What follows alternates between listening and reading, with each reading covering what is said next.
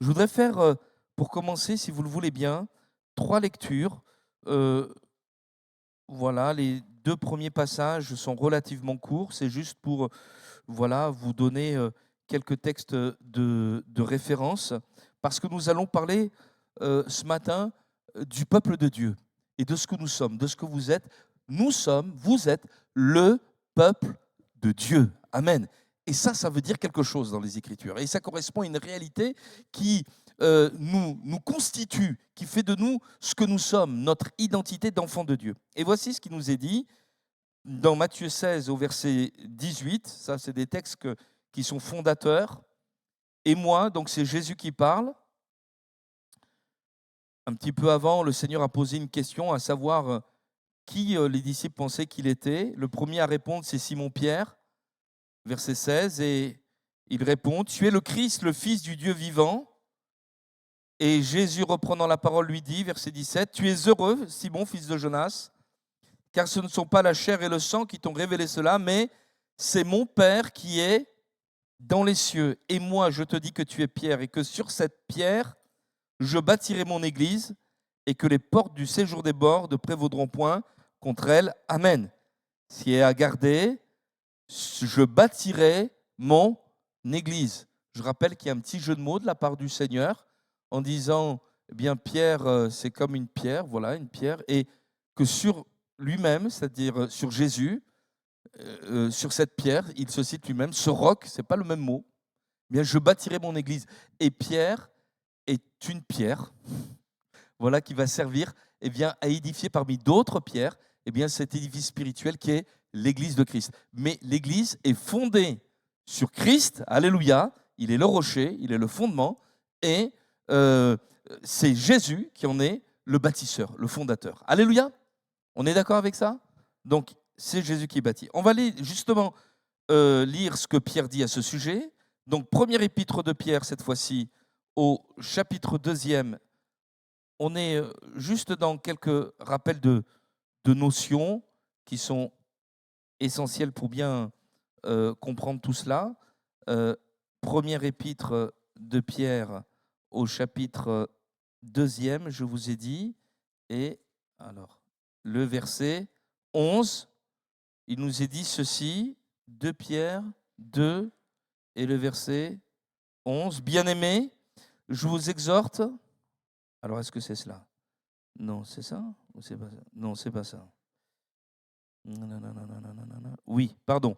C'est au verset 7, 2 Pierre, 1 Pierre 2, 7, décidément. Voilà. L'honneur est donc pour vous qui croyez, mais pour les incrédules, la pierre qu'ont rejetée ceux qui bâtissaient est devenue la principale de l'angle, et une pierre d'achoppement et un rocher de scandale. Ils s'y heurtent pour n'avoir pas cru à la parole, et c'est à cela qu'ils sont destinés. Vous, au contraire, vous êtes une race élue, un sacerdoce royal, une nation sainte, un peuple acquis, afin que vous annonciez les vertus de celui qui vous a appelé des ténèbres à son admirable lumière. Vous qui autrefois, notez bien, n'étiez pas un peuple et qui maintenant êtes le peuple de Dieu. Vous qui n'aviez pas obtenu miséricorde et qui maintenant avez obtenu miséricorde. Amen. Donc on retrouve cette notion de la pierre, mais aussi ici du peuple de Dieu. Vous êtes le peuple de Dieu. C'est pas dire vous serez ou peut-être qu'un jour ça se fera. Non, non, vous êtes. Voilà, il y a une affirmation. Et maintenant, nous allons ensemble dans l'Épître aux Éphésiens et nous allons nous attacher au chapitre 2e et à partir du verset 11e, chapitre 2, Éphésiens et le verset 11, il nous est dit ceci. Allez, on va le lire à partir du verset 8 parce que ça nous fait du bien, c'est des bons rappels. C'est par la grâce que vous êtes sauvés, par le moyen de la foi, et cela ne vient pas de vous, c'est le don de Dieu.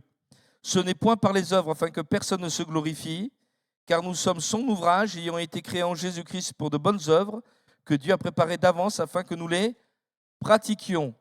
C'est pourquoi vous, autrefois, païens dans la chair, appelés incirconcis par ceux qu'on appelle circoncis, et qui le sont à la chair par la main de l'homme, souvenez-vous que vous étiez en ce temps-là sans Christ, privés du droit de cité en Israël, étrangers aux alliances de la promesse, sans espérance et sans Dieu dans le monde. On résume, vous n'étiez pas le peuple de Dieu. Voilà.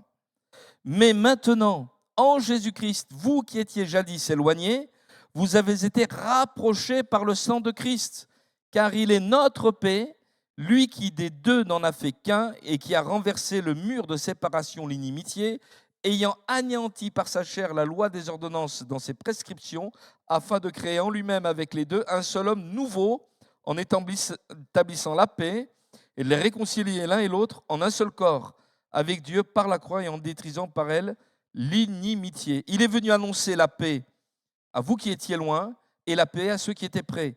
Car par lui, nous avons les uns et les autres accès auprès du Père dans un même esprit. Ainsi donc, vous n'êtes plus des étrangers ni des gens du dehors. Souvenez-vous par où on avait commencé.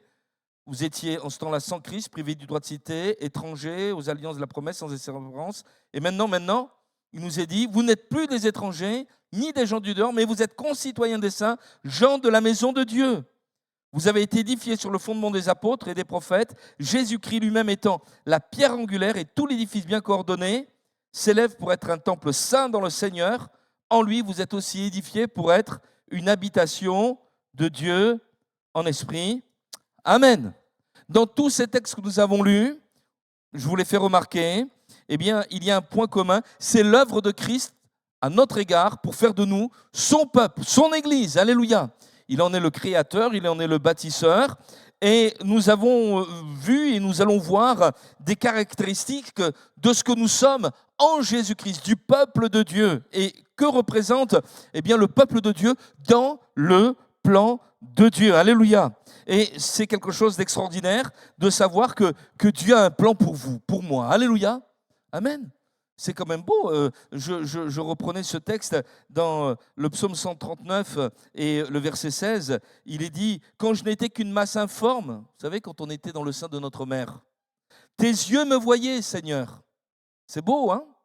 Et sur ton livre étaient tous inscrits les jours qui m'étaient destinés avant qu'aucun d'eux n'existât, que tes pensées, ô Dieu, me semblent impénétrables, que le nombre en est grand, et si je les compte, elles sont plus nombreuses que les grains de sable. Je m'éveille, je suis encore avec toi.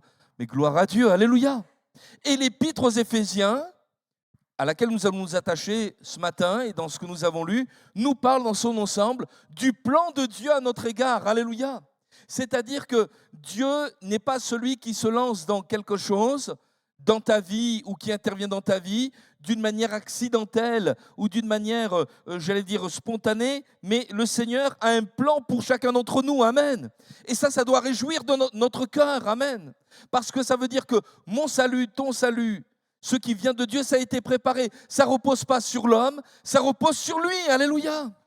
Et l'apôtre Paul va s'employer à décrire dans l'épître aux Éphésiens, et vous le relirez, on l'a vu en réunion de prière, en étude biblique abondamment, que ce plan, c'est un plan d'amour. C'est Dieu qui a entrepris au travers de Christ, de son Fils, de nous racheter, de nous pardonner, de nous adopter, de nous sceller de son esprit et de faire de nous des héritiers de Dieu. Alléluia! Ça vient de lui. C'est lui qui, avant même qu'on existât, avait déjà préparé ce plan. Il savait le jour où je devais le rencontrer, et il savait le jour où j'allais l'accepter, et il savait le jour où j'allais passer par les eaux du baptême pour m'engager et entrer dans ce qu'il avait prévu pour ma vie. Alléluia. Et pour chacun d'entre nous, les choses sont là. Et en ce qui nous concerne, un des objectifs de l'apôtre Paul, c'est qu'on soit bien conscient de ça, mes frères et sœurs. Et l'apôtre Paul va prier pour que le Seigneur illumine les yeux de notre cœur, qu'on soit bien conscient que sur cette terre, tu n'es pas abandonné au gré des courants, des modes, des vagues et des pensées, mais Dieu a un plan pour son Église. Amen, alléluia. Il a un plan pour son peuple. Amen. Et ce plan, bien sûr, tout à l'heure, vous avez vu, on l'a lu, c'est par la foi que vous êtes sauvés, c'est par grâce que vous êtes sauvés par le moyen de la foi. Et il faut bien sûr y entrer, c'est un des combats les plus importants de nos vies, c'est d'entrer dans les projets de Dieu, d'entrer dans ce que le Seigneur a prévu pour nous. Ne pas essayer de faire entrer Dieu dans nos projets. Vous savez, parfois, on est un peu comme ça, on prévoit des choses, on projette des choses, ça y est, c'est ficelé. Seigneur, bénis ça, Seigneur. Des fois, ça ne marche pas. On dit, mais Seigneur, pourquoi tu ne m'as pas béni? Mais ça, c'est ton plan à toi.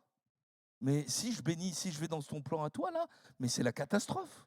C'est le château de cartes. Tout va s'effondrer. Oui, mais pourtant, elle a de beaux yeux, Seigneur. Ça, c'est une réplique de cinéma. Hein. Voilà, c'est bah ouais, mais elle a peut-être de beaux yeux, mais c'est pas elle. Voilà. Eh ben, écoute, ah ben, pardon, Seigneur. Alors, mais je veux entrer. Ben, crois dans ce que j'ai préparé pour toi. Mais c'est long d'attendre. Oui, mais on a entendu tout à l'heure. Hein, si la promesse tarde, attends là.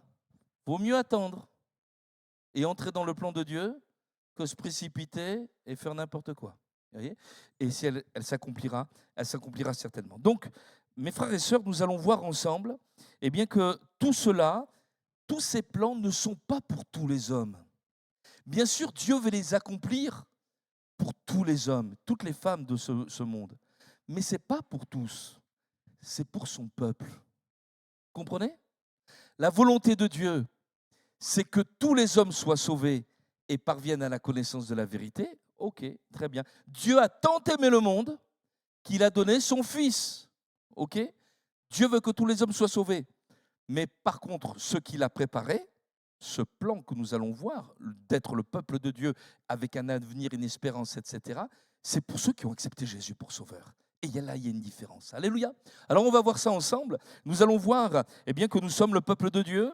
Nous allons voir également que le peuple de Dieu, il est né de Dieu. C'est le peuple de la nouvelle alliance et c'est un peuple où Dieu réside, habite. Eh bien, voilà, c'est le peuple qui est dans la présence de Dieu. Donc, nous avons vu que eh bien, nous sommes son peuple, nous sommes son Église. Et lorsque nous lisons les Écritures, nous voyons que dès les origines, et on va s'intéresser également à Israël, eh bien nous découvrons dans la Bible eh bien que Dieu a toujours voulu se créer un peuple, c'est-à-dire des hommes et des femmes sur lesquels il règne, afin de les bénir, de veiller sur eux et pour les faire entrer dans sa gloire. Alléluia. Et tout cela, bien sûr, eh bien, nous le voyons dans les Écritures et nous voyons eh bien, tout ce plan se mettre en place. Et lorsque nous avons lu tout à l'heure eh bien, que Jésus est celui qui crée eh bien, l'Église, je bâtirai mon Église, il bâtit un peuple, il se crée un peuple à seule fin de le sauver, de le bénir, de le protéger et de le garder. Et je le répète, mes frères et sœurs, pas pour faire de la peine à qui que ce soit ou pour exclure qui que ce soit. Soit on appartient à Jésus ou soit on ne lui appartient pas. Et si on ne lui appartient pas, on est étranger à ses promesses, ce qu'on était autrefois. Mais si on appartient au Seigneur, alors il y a un privilège extraordinaire. Alléluia. Et Jésus dira, par exemple, dans Jean 17, au chapitre 8e, il prie son Père et il prie son Père. Il dit ceci, je leur ai donné les paroles que tu m'as données et ils les ont reçues. Et ils ont vraiment connu que je suis sorti de toi. Et ils ont cru que tu m'as envoyé. C'est pour eux que je prie. Je ne prie pas pour le monde. C'est étonnant. Quelqu'un va dire, c'est drôlement injuste quand même. Non, ce n'est pas injuste. Si quelqu'un a choisi Jésus, il a choisi la bonne part. Si quelqu'un refuse Christ, mais Dieu respecte son choix, mais il est sur le chemin large et spacieux, celui qui mène à la mort. Mais si tu choisis la vie, le chemin il est étroit et resserré, mais regarde ce que le Seigneur dit. Et Jésus dit, c'est pour eux que je prie, je ne prie pas pour le monde, mais pour ceux que tu m'as donnés parce qu'ils sont à toi. Et regardez, le verset 24 du chapitre 17 de Jean nous dit ceci, Père, je veux que là où je suis, ceux que tu m'as donnés soient aussi avec moi, afin qu'ils voient ma gloire, la gloire que tu m'as donnée, parce que tu m'as aimé avant la fondation du monde. Alléluia! Et si on lit même la suite, Père juste, le monde ne t'a point connu, mais moi je t'ai connu, et ceux-ci ont connu que tu m'as envoyé. Amen. Est-ce que vous faites partie de ceux qui ont connu Jésus? Amen, alléluia. Nous voulons dire, oui Seigneur, tu es le Christ, le Fils du Dieu vivant. Et nous avons cru, nous avons connu que tu es le Christ, le Fils du Dieu vivant. Et nous sommes le peuple de Dieu. Et un peuple, il est caractérisé par une unité, non pas une unité de façade ou une unité proclamée, mais une unité réelle qui se concentre sur son histoire, sur son avenir et également sur son règne. Et l'histoire commune à chacun d'entre nous, elle est celle-ci. On l'a vu dans ce texte-là. Dans Éphésiens, au chapitre 2 et au verset 5, il est dit « Nous étions morts par nos offenses, il nous a rendus à la vie. » Ça, c'est Peut-être que tu n'étais pas dans la drogue, mais tu étais quand même dans tes péchés, tu étais morte dans tes offenses, et le Seigneur t'a ramené à la vie. Alléluia. Tu étais peut-être dans toutes sortes de pensées, mais tu étais sans Dieu. Quelle que soit la situation, mais c'est notre histoire commune, avec toutes sortes de détails et de personnalisation adaptées à nos vies. Mais voilà notre histoire. Et notre horizon maintenant, il nous est dit, un jour nous serons avec toi dans la gloire. Le but, c'est de montrer dans les siècles à venir l'infinie richesse de sa grâce, sa bonté envers nous en Christ. Alléluia. Et nous participons tous d'un même règne, et c'est Christ qui règne sur nous. Donc, quelle que soit notre origine, nous sommes devenus le peuple de Dieu. Alléluia. Et ça, mes frères et sœurs, c'est quelque chose d'extraordinaire, parce que dans son ancienne alliance, Dieu s'était choisi un peuple quand même. Je vous l'ai cité tout à l'heure, le peuple d'Israël. Et ça suscitait, au début de l'histoire de l'Église, une certaine forme de crise, parce que Jésus est juif. Vous le saviez? Jésus en tant qu'homme, il est juif. Dieu n'est pas juif, mais Dieu s'est fait homme, juif. Et d'ailleurs, il dira à la Samaritaine, le salut vient des Juifs. Dieu s'est servi de ce peuple pour montrer qui il est et sa bonté, sa fidélité, et les promesses, même qui concernent Christ, sont annoncées dans le cadre de l'histoire du peuple d'Israël, géré par Dieu lui-même. Voyez, et les premiers chrétiens, premiers enfants de Dieu, c'était des Juifs. On dit, ouais, la Bible, il y a de l'antisémitisme parce que, voilà, ils ont crucifié le Seigneur, etc. Il n'y a aucun antisémitisme. C'est pas vrai. Tout le monde est juif dans cette affaire. Lorsque vous lisez le Nouveau Testament, lorsque vous lisez les évangiles, Jésus est juif, les disciples sont juifs, les ennemis sont aussi des juifs, et ceux qui mettent en croix le Seigneur et qui crucifient, ce n'est pas des juifs, ce sont des Romains. Vous voyez ? Donc on est en train de considérer une chose qui est réelle néanmoins, c'est que Dieu, s'était créé un peuple, le peuple d'Israël, afin que celui-ci porte le témoignage de la grâce, de la bonté et du plan de Dieu, non seulement pour le peuple juif, mais pour tous les hommes. Alléluia. Et le but de Dieu, c'est au lieu de restreindre ses promesses à un seul peuple, il les étend à tous les hommes afin que chacun entre dans ce plan béni. Mais ça a été compliqué au début de l'Église, parce que je vous l'ai dit, certains qui étaient d'origine hébraïque, d'origine juive, disaient, mais le Messie, c'est le Christ, il est venu pour nous sauver. Ils avaient oublié l'ordre de mission du Seigneur. Allez, faites de toutes les nations des disciples, vous recevrez une puissance, celle du Saint-Esprit survenant sur vous, et vous serez mes témoins à Jérusalem, oui, ok, en Samarie, mais en Galilée, et jusqu'aux extrémités de la terre. Voyez, afin de se créer un peuple de toute nation. Et l'Écriture nous dit, le peuple de Dieu, c'est un peuple qui est en paix. Parce que la grâce de Dieu touche tous les hommes, ceux qui étaient prêts, c'est-à-dire le peuple d'Israël, qui était au plus près de la connaissance des textes, annonçant la venue du Christ, et même de ceux qui étaient au plus loin de cela, qui étaient dans le polythéisme, dans l'aveuglement, etc., et dans l'ignorance de toutes ces choses. Dieu les a rassemblés, alléluia, pour faire d'eux, avec ces contextes différents, un seul homme nouveau, alléluia. Et c'est ce que nous sommes devenus, amen. Que tu sois d'origine juive, que tu sois d'origine arabe, que tu sois d'origine bretonne ou ardéchoise, alléluia, le Seigneur fait de nous de nouvelles créatures, amen. Et il y a une unité au milieu du peuple de Dieu, alléluia. Et ça, c'est important. Cependant, concernant le peuple d'Israël, Dieu prépare les mentalités. Et il dit, mais pour faire partie du peuple de Dieu, ou pour faire partie du peuple d'Israël, il y avait quand même certaines conditions. Et ces conditions, elles demeurent encore aujourd'hui pour l'Église. Non pas d'une manière, j'allais dire, charnelle, mais d'une manière spirituelle, et nous allons le voir ensemble. Par exemple, il nous est dit, et nous l'avons vu, souvenez-vous que vous étiez en ce temps-là sans Christ, privés du droit de cité en Israël, étrangers aux alliances, de la présence, de la promesse, sans espérance et sans Dieu dans le monde. J'ai retenu 3 points dans ce qu'il nous est dit. J'ai retenu que, Paul parle à des non-juifs qui ont accepté le Seigneur. Il dit, mais souvenez-vous, en ce temps-là, vous étiez étrangers aux promesses, vous n'aviez pas le droit de citer en Israël. C'est-à-dire que tu ne pouvais faire partie du peuple d'Israël et donc être dans les promesses de l'Ancienne Alliance que si tu étais né dans ce peuple. Et on va voir encore que c'est valable aujourd'hui. On ne naît pas chrétien, mais on le devient par une nouvelle naissance. Amen. À l'heure actuelle, si vous voulez être français, il faut naître sur le sol français de parents français. C'est comme ça. Ouais. Mais et pour le peuple d'Israël, c'est la même chose. Mais nous avons besoin de naître de Dieu, alléluia, pour être le peuple de Dieu. Et puis ensuite, il nous est parlé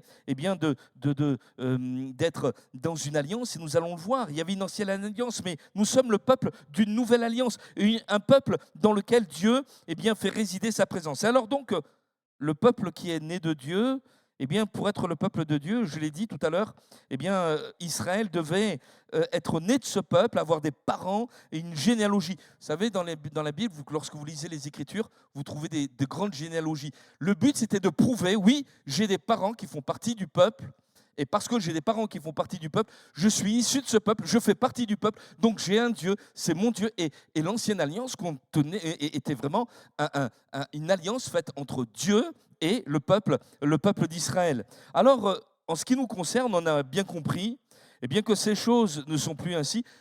Ce n'est pas parce que tu as des parents chrétiens que tu es forcément un chrétien. Ce n'est pas parce que tu as un oncle, un pasteur ou une tante qui aime le Seigneur de tout son cœur, ou une famille engagée, que ça fait de toi un enfant de Dieu. L'Écriture nous dit, tu dois naître de nouveau. Alléluia. Est-ce que c'est possible de l'afficher? Jean chapitre 3 et le verset 5. Le Seigneur nous parle de la nouvelle naissance. C'est-à-dire, en vérité, je te le dis, si un homme né d'eau et d'esprit ne peut entrer dans le royaume de Dieu, verset 6, ce qui est né de la chair est chair, ce qui est né de l'esprit est esprit. Ne t'étonne pas que je t'ai dit, il faut, c'est un impératif, il faut que vous naissiez de nouveau. De la même manière que pour exister dans ce monde, nous sommes sortis du sein de notre mère et nous avons eu une existence légale, de la même manière, pour exister aux yeux de Dieu, il faut que nous entrions dans la réalité de Dieu, dans le royaume de Dieu. Et comment cela se fait? Il faut qu'il y ait une révélation du Saint-Esprit. C'est pour cela qu'il nous est parlé, il faut naître d'esprit. Alléluia. C'est une action du Saint-Esprit dans ton âme. C'est une action du Saint-Esprit dans ton cœur qui révèle la personne de Jésus. Alléluia. Où tu comprends que tu es un pécheur, tu es amené à la repentance, ta mentalité change. Tu comprends que ta vie ancienne, sans Christ, c'était une vie absurde dans laquelle tu étais même en rébellion, même parfois inconsciente ou consciente, mais à l'égard de Dieu. Et tu réalises que malgré tout cela, il t'aime. Alléluia. Il a donné son Fils afin que tu ne périsses pas. Je bénis ce jour où Jésus m'a rencontré. Alléluia. Ma vie a été transformée. Amen. Et les choses ont complètement changé. J'ai découvert ce Dieu d'amour. J'ai découvert cette grâce de Dieu. Et je suis entré dans une vie nouvelle. Je suis né de nouveau. Alléluia. C'est-à-dire que l'Esprit de Dieu agissant en moi a fait paraître des choses extraordinaires que je ne soupçonnais même pas. Mais c'est pour chacun d'entre nous. Il a mis dans mon cœur, façonnant ma personnalité par le Saint-Esprit, il a mis en moi le caractère de Jésus. Alors, ça a besoin d'être perfectionné, hein. Vous aussi? Mais quand même, il y a des choses qu'on ne fait plus. Hein. Il y a des choses qu'on n'aime plus. Vous vous souvenez du regard des amis qui vous connaissaient avant que vous rencontriez le Seigneur? Et les mêmes quand vous vous êtes tourné vers Jésus? Vous vous souvenez de leur regard sur vous? Moi, je me souviens. Je dis, mais tu n'es plus le même? Tu as complètement changé. Mais j'étais heureux, rayonnant, j'avais une paix. Autrefois, je vous assure, je n'étais pas comme ça du tout. Hein. Une apparence un peu lugubre, tout ça. Je ne portais pas du tout la joie. Mais ça se voit, alléluia. Et l'Écriture nous dit, il nous cite des exemples d'hommes et de femmes qui sont passés de la mort à la vie, des ténèbres à la lumière, qui sont nés de nouveau, une nouvelle naissance. Je pense notamment à Zachée. Eh bien, c'est ce petit homme, vous vous souvenez, collecteur d'impôts, quand Jésus entre dans sa maison, mais c'est la grâce, ses péchés sont pardonnés, il cesse d'être le profiteur, le voleur qu'il était, et il donne la moitié de ses biens aux pauvres, il répare le mal qu'il a fait, et Jésus dira, le salut est entré dans cette maison, alléluia. Et ça, c'est quelque chose d'extraordinaire, mes frères et sœurs. Et en ce qui nous concerne, nous aussi, nous comprenons que nous avons besoin de réaffirmer que l'Église, le peuple de Dieu, c'est pas, excusez-moi du terme, pardon Seigneur, c'est pas un club où on aime à rester parce qu'il y a des gens sympas avec qui on peut parler. On est le peuple de Dieu. On est né de nouveau, alléluia. Et j'ai mes frères et j'ai mes sœurs, alléluia, qui ont tous fait une action, une rencontre personnelle avec le Seigneur. Le Saint-Esprit agit dans leur vie. Il les a transformés, alléluia. Je n'ai pas besoin d'être chef de gang pour rencontrer le Seigneur. Quelqu'un m'a dit ceci, alors il faut être dans le trou du trou pour rencontrer Jésus. Non, non, non, non. Tu peux être une mère de famille tout à fait convenable et être quand même sans espérance et sans Dieu. Et tu as besoin de rencontrer Jésus, alléluia. Le tout, c'est de faire cette expérience. Et lorsque nous lisons la Bible, on s'aperçoit que les chrétiens, l'apôtre Paul, c'est un théologien également, lorsqu'il parle des premiers chrétiens, par exemple, j'ai noté ceci avec les jeunes hier, on en a parlé, dans l'Épître aux Romains au chapitre 8 et au verset 9, Paul dit ceci, « Si quelqu'un n'a pas l'Esprit de Christ, il ne lui appartient pas. » Pour Paul, un véritable chrétien, c'était quelqu'un qui avait été touché par l'action du Saint-Esprit pour le transformer, le changer et faire de lui un enfant de Dieu. Il faut que tu naisses d'eau et d'esprit. Alléluia. L'eau dans l'Écriture, ça parle de la parole. L'esprit, c'est ce qui met en mouvement et qui accomplit la parole. La parole se concrétise dans ta vie. Le salut devient authentique parce que le Saint-Esprit le rend réel. Alléluia.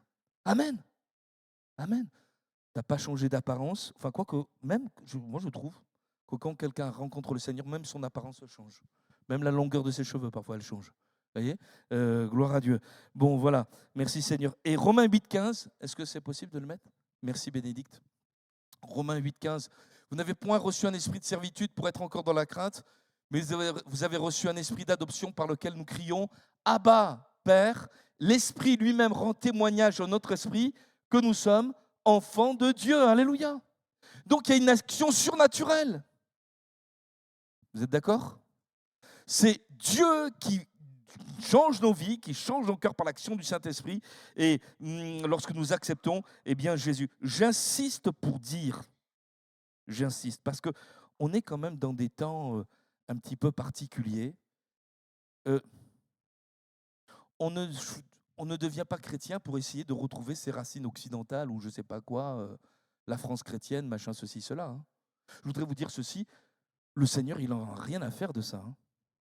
Tu peux être en Chine, on n'a pas de Chinois ici, voilà, mais ne rien connaître aux choses de Dieu, et le Saint-Esprit peut quand même te convaincre de péché et te faire comprendre que c'est Jésus, le Fils de Dieu, et tu n'as aucune culture occidentale. Hein. Ce qui compte, c'est de rencontrer Jésus, alléluia, amen, de faire alliance avec le Seigneur et de devenir une nouvelle créature. Je me souviens, en parlant d'occidental, je me souviens, un frère en Christ m'a dit, tu sais, moi, j'ai une éducation communiste.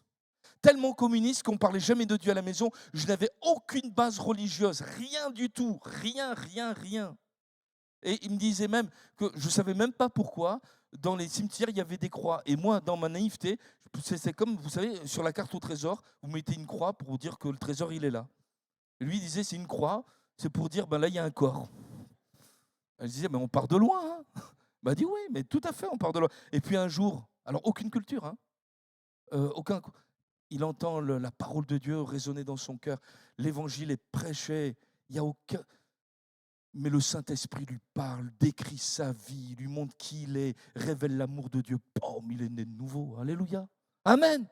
Il est devenu un enfant du Seigneur et maintenant il marche avec Dieu. Amen. Alors, je voudrais continuer.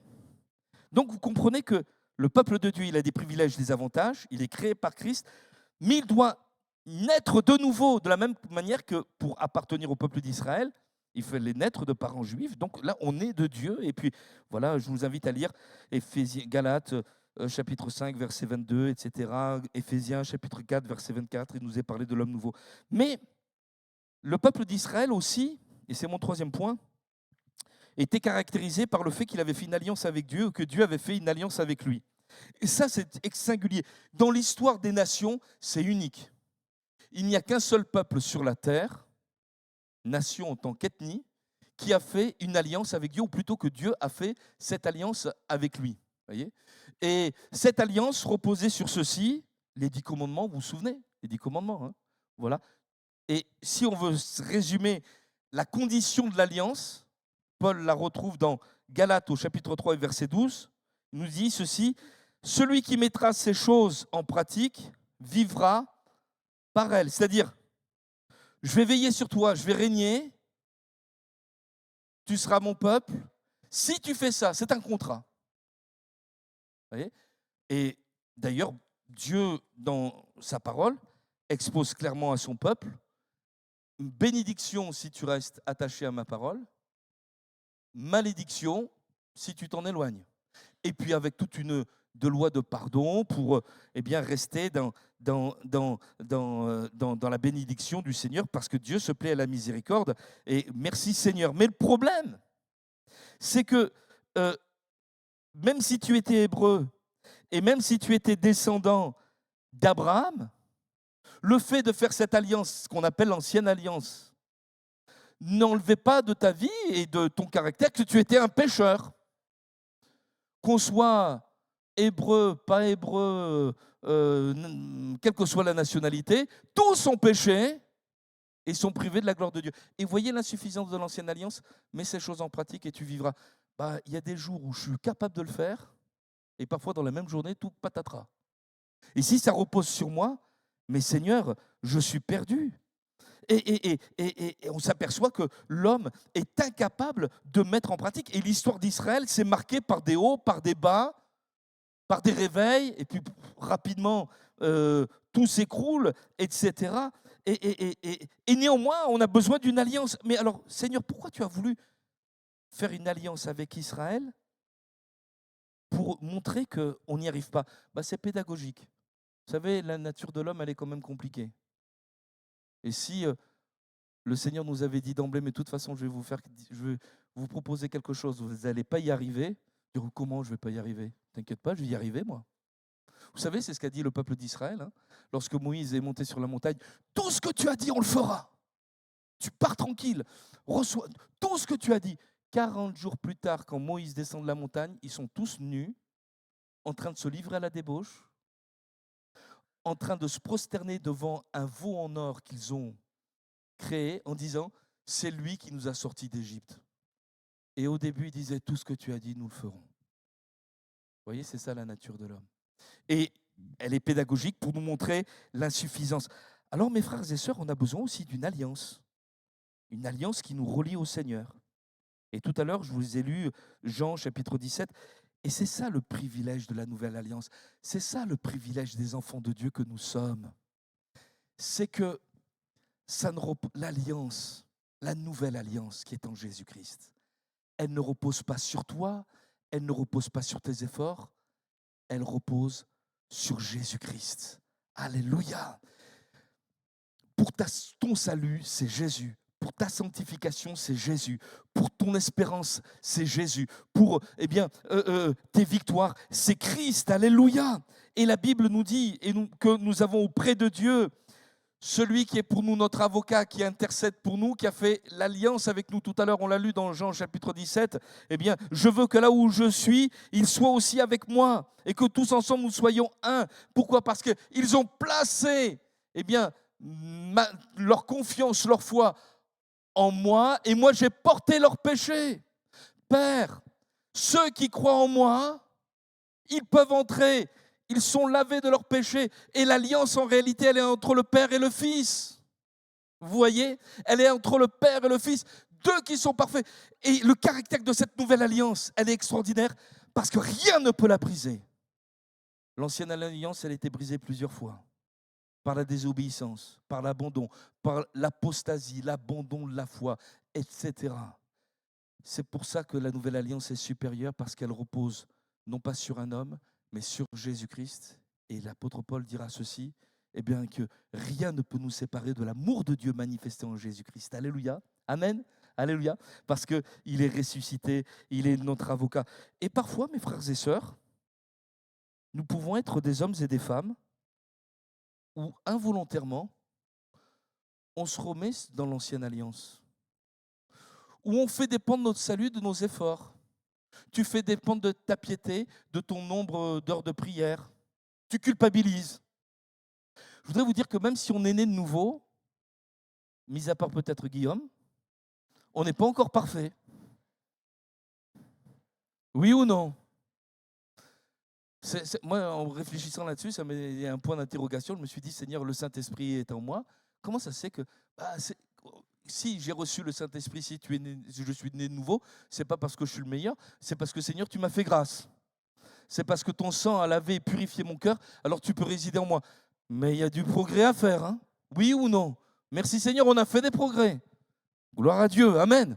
Mais on en a encore à faire, alléluia. Guillaume, il est au top.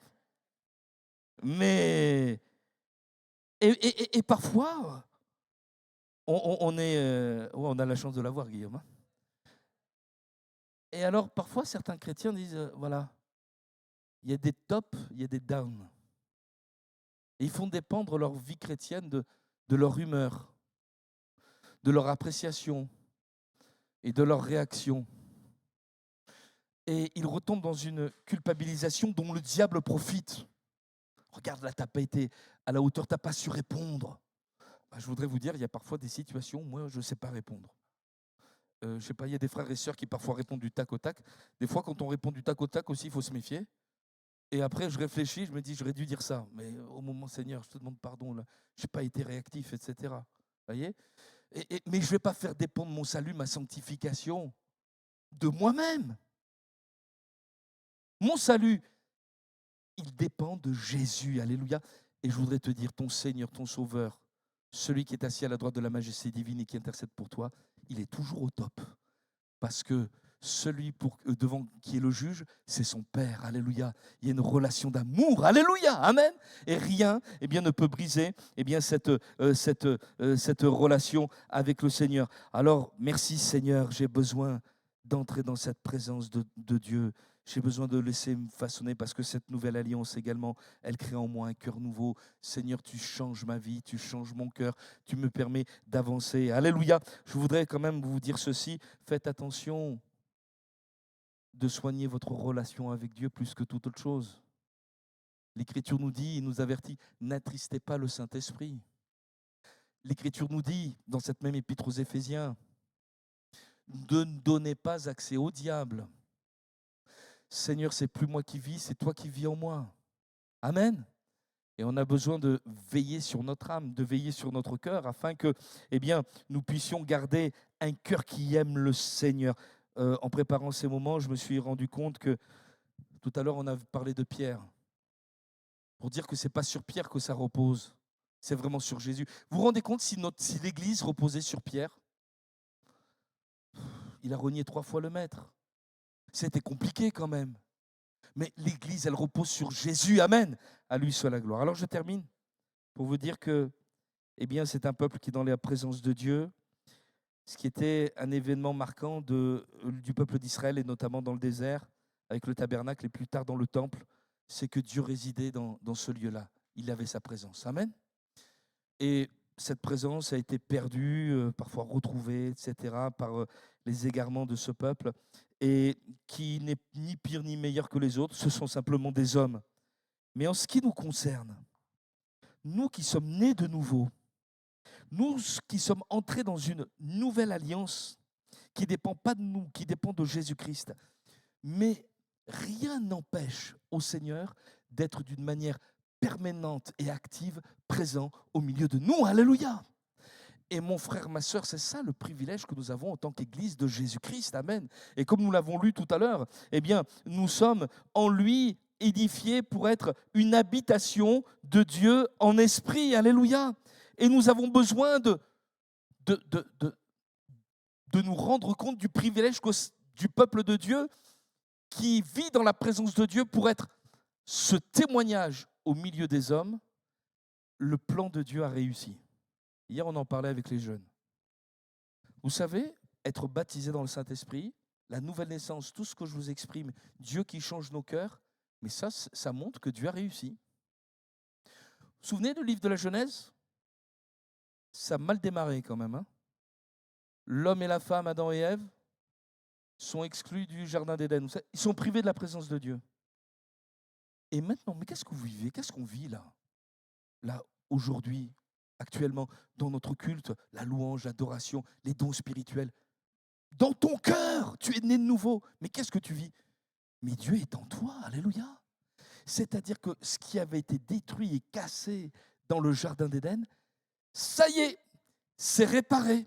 Amen. Et mon frère, ma sœur, on a besoin d'avoir les yeux, comme je disais tout à l'heure, de notre cœur illuminés pour comprendre toutes ces choses et pour les vivre pleinement. Et c'est pour ça que l'Écriture nous dit, nous sommes dans les derniers temps. Parce que ce qui avait été annoncé, c'est accompli, c'est réparé, la communion, la présence de Dieu, eh bien, est revenue parmi les hommes, au travers de son peuple, au travers de son Église, c'est réparé, gloire au Seigneur. Rien n'empêche maintenant le Seigneur, au Seigneur, de dire stop, terminé, maintenant, je juge le monde, parce que j'ai réparé. Nous sommes dans les temps de la patience. Et je voudrais interpeller peut-être, nous interpeller tous, puisque nous sommes dans les temps de la grâce et les temps de la fin, et que ces temps doivent s'écourter et se terminer. Combien devons-nous pas veiller sur nos vies encore davantage pour rester dans cette sanctification et attaché au Seigneur, mais peut-être aussi pour quelqu'un qui est loin de Dieu. Qu'est-ce que tu attends? Tu attends quoi de plus? Il a tout accompli. Tu peux faire partie du peuple de Dieu. Mais c'est maintenant que l'Écriture nous dit, aujourd'hui, si tu entends sa voix, n'endurcis pas ton cœur. Alléluia. Mais c'est en Christ que tu peux devenir une nouvelle créature. Amen. Alléluia. Amen. Alors, on va prier, si vous voulez bien. Est-ce que vous permettez que je demande à Guillaume, parce qu'on a chanté ses louanges, un petit peu là. Guillaume, est-ce qu'on pourrait rechanter le dernier chant, si tu veux bien, pendant qu'on va prier? Les musiciens, vous pouvez vous remettre en place. Voilà, Christ est la lumière du monde. Alléluia. Voilà, merci les musiciens. On prie le Seigneur tous ensemble, vous voulez bien? Alléluia.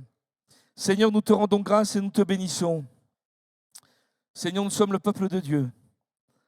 Seigneur, et nous voyons combien c'est quelque chose de privilégié, combien c'est quelque chose d'extraordinaire.